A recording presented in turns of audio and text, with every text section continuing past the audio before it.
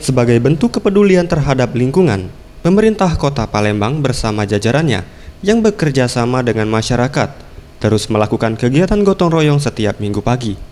Dan kali ini kegiatan gotong royong dilakukan di saluran air yang terdapat di kawasan Jalan Jepang, RT 38, RW 11, Kelurahan Karya Baru, Kecamatan Alang-Alang Lebar, Palembang.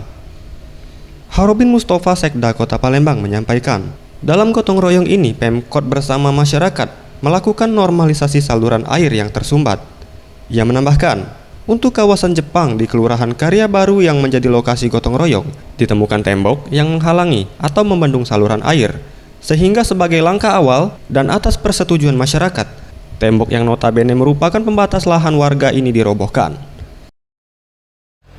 Sering banjir, nah sekarang kita telusuri, ini sudah kita buat, ternyata memang ada tembok yang menghalangi saluran ini sehingga tidak lancar.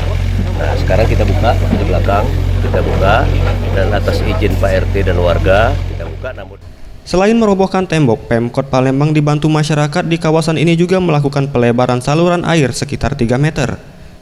Dihimbau kepada masyarakat di wilayah lain agar dapat mendirikan bangunan atau tembok untuk tidak menutupi saluran air karena akan berdampak pada lingkungan.